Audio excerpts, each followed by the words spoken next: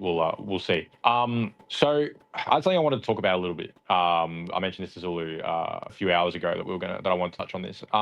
So and it's in a similar vein. We're kind of talking about insurance and risk profiling and whatnot. And I suppose the problem with allowing the idiot masses to have a say in things, get rid of democracy. It is the god that failed after all. But so for those who are not that familiar, there's been a lot going on in kind of the sports world recently. And I'll say recently, I mean over like the past several years with regards to concussion and CTE, which obviously stands for chronic traumatic encephalopathy, I think is how you say it. Encephalopathy, isn't it?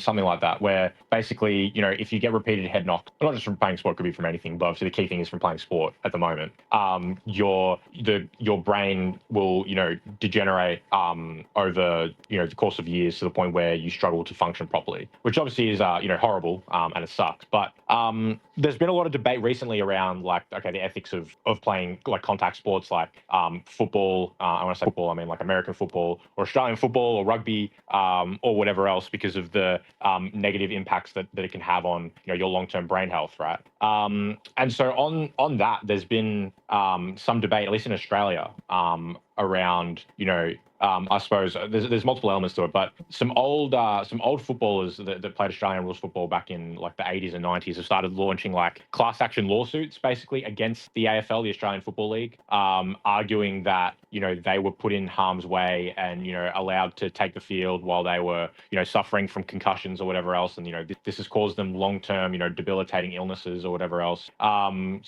don't know, I don't want to talk for too long, but there's multiple elements that I want to get to. But first on this element, Zulu, like what's kind of your thoughts on the notion of an athlete years after their career is over, that they voluntarily participated in, being like, hey, football league that I played in, you're responsible for my decision to play this sport, and getting head knocks from doing so, a very foreseeable event that occurred while I was playing the sport. Yeah, so we discussed this in a short call earlier, and sort of the problem with this is how the hell, let's say I'm going up to an insurance broker and I'm saying, hey, I want your insurance. It's great. So you got some risk you want to insure against. Yes. So my job is I slam my head against a concrete wall for hours at a time every day. And I want you to insure me against head injury. They would say, well, how the fuck are we going to do that? That is inherent to your job. It is a boxer trying to get insured against getting a black eye. It is me getting insurance on my burning house, or an example Monhop brought up. It's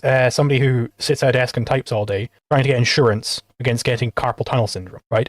You can't insure somebody against a risk that they are able to control, right? What is the problem with that? Let's take the classic example. I want to be insured against me painting my own wall blue. My wall is currently not painted blue. So I go and get insurance against me painting my wall blue. I pay like $2. It's like $100 policy. If I paint my wall blue, then I get $100. Okay, I get that policy. I immediately paint my wall blue and I get $100. I just made a profit there, right? If I can control the likelihood that the event happens, I can just guarantee get that payout. And the thing with insurance is the payout is going to be more than your premiums, or else why the fuck would you ever buy the insurance in the first place? So this is a death knell for any insurer. Try and insure somebody against something that they are in control of. And in fact, Hopper points this out, that, well, his system of insurance agencies protecting people against property crimes, well, they wouldn't be able to insure people if they were going out and instigating those crimes. You wouldn't get as much instigation any longer because you wouldn't be able to be insured against that. I can't be protected if I'm going out and instigating some crime, unless I was going to fund that protection on my own rather than paying for insurance to do, right? So you just can't have this be solved through insurance unless you want to kill the insurance agencies off. And then who's going to fucking pay for it? Somebody's going to pay for this now. How is it going to happen, right? For sure.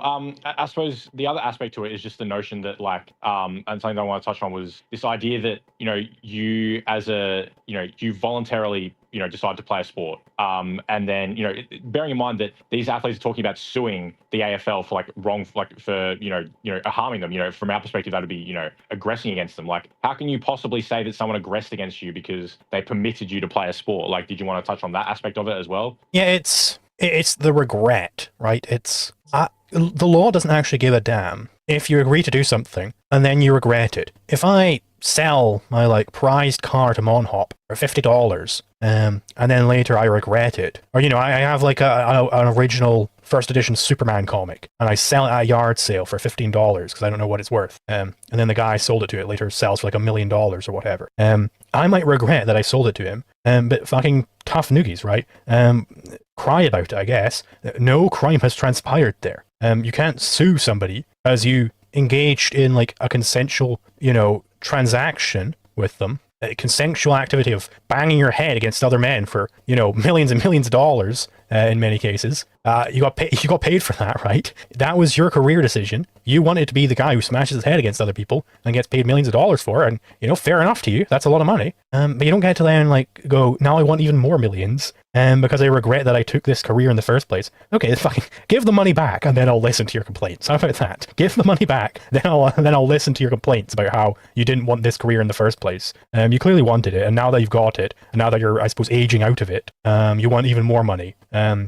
Shut up. I don't care, dipshit. Right. I just think it's obviously, completely ridiculous notion, like the idea that you're owed money for, as you said, an action that you voluntarily partook in. But I think what it comes down to as well is just an incorrect, theory of law. It's like, hey, my legal theory permits me to argue that, actions that I voluntarily partook in, someone else can be liable for the outcome of that. Like it genuinely does make zero sense. But no, so one other element that, I wanted to talk about was that, so at one point, these athletes actually were insured. So there's a company called Zurich. I'm assuming they're a multinational, probably coming out of some random European country. Presumably Switzerland. Yeah, presumably.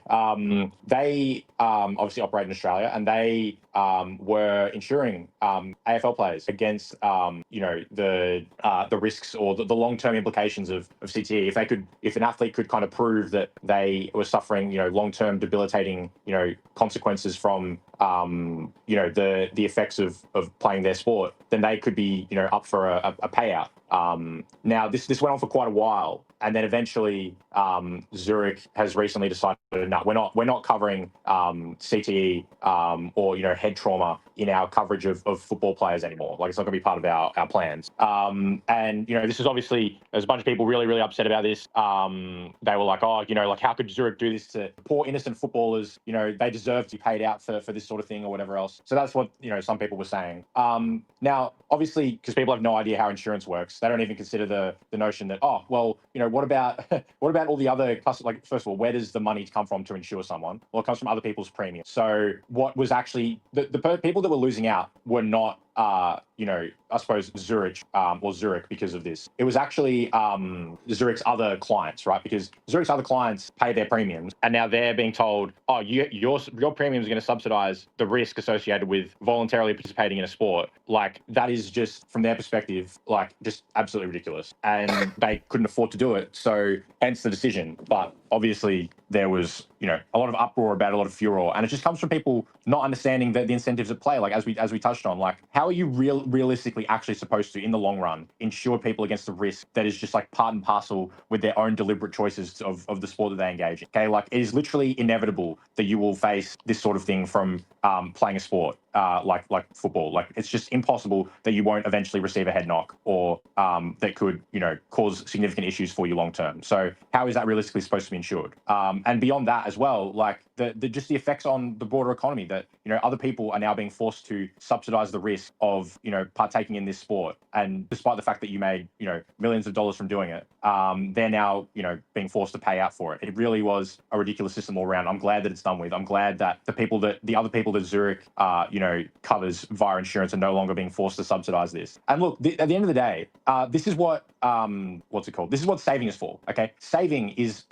what you're supposed to do to offset the risk of some of these consequences that might befall you. Not charge other people in the form of insurance or outsource that to a third party. That's just not how this thing was ever supposed to work. To be clear, for uninsurable risks, for insurable risks, the correct way is absolutely to get insurance for. Of course. Yeah.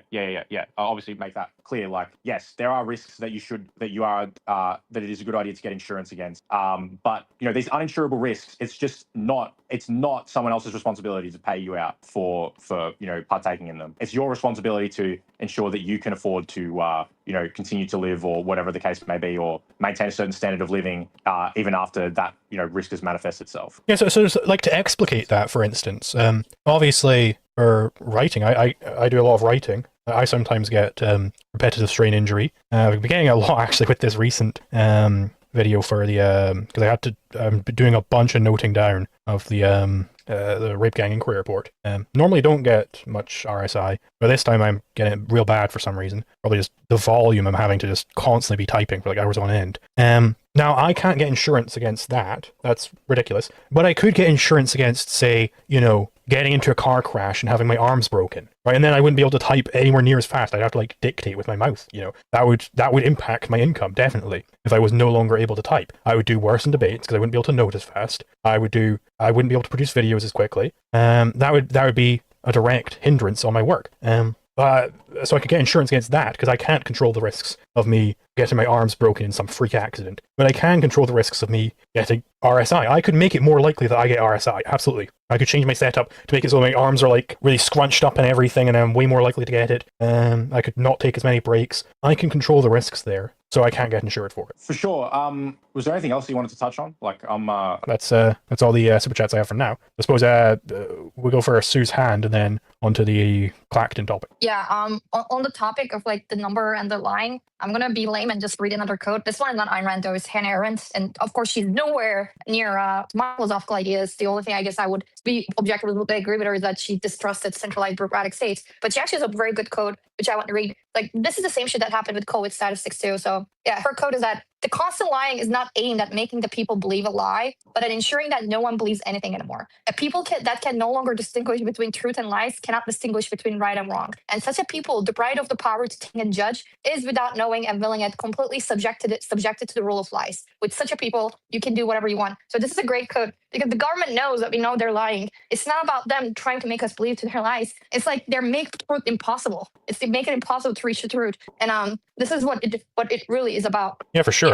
Yeah, no, and that's it. I mean, I'll have more to say on it, of course, when the summer comes out. Though I'm going to have little editorial input, especially in the factual details, because you got to be very careful. I can't insert very much at all if I'm not willing to have as many lawyers as the people behind the Great Rape Gang Inquiry Report, because I could very easily get sued for defamation. And so I'm always going to be like, oh, this is alleged, blah, blah, blah, blah, so on and so forth. Yes, indeed. I suppose Clacton then. And so obviously there is, let me just bring up the image from our DMs. Open media link on this browser. Firefox, that'll do. Yeah, there's the Clacton by-election where for a while it was just Nigel Farage and Count Binface, which is like a satirical politician, I suppose you could call him, going head to head. And now, ironically, very funnily, Reform from the beginning were painting it as, oh, this is Farage versus the Uniparty, in fact. This is, by the way, I don't understand why these MPs keep doing this thing of resigning just to run immediately again. I understand it has like its uses in like certain situations, but I don't understand why it happens so often.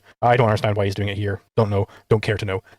But yeah, no, that was their initial thing, and it was like, well, I mean, people were kind of like, well, Count Binface, is he really the Uniparty? And then immediately, everybody started, all the major parties and all like the media and everything immediately got behind Binface and effectively turned him into the Uniparty candidate. So they made the prophecy come true. But I did want to say to the gentleman who was in here earlier, I mean, it would be kind of funny on an abstract level if Farage lost to Binface. I understand the humor there, but Binface himself, I think it's very like, I suppose, normie middle class humor. Could paint it as. Now, if you're not in the UK, you might not understand the vibe there. The similar vibe for the Americans would be like Facebook boomer memes, I suppose. It's very like, yeah, okay, like there's, can we get to stuff now? It's not particularly that good. So he has some good bits, but like, I mean, fundamentally, somebody from Anglo server who I follow, I believe it was Looty Lives at least. He was like, it's Lib Dem humor. It's like, how funny Count Binface is. Oh, wouldn't it be funny if he won? Now I'm going to go vote the Lib Dems.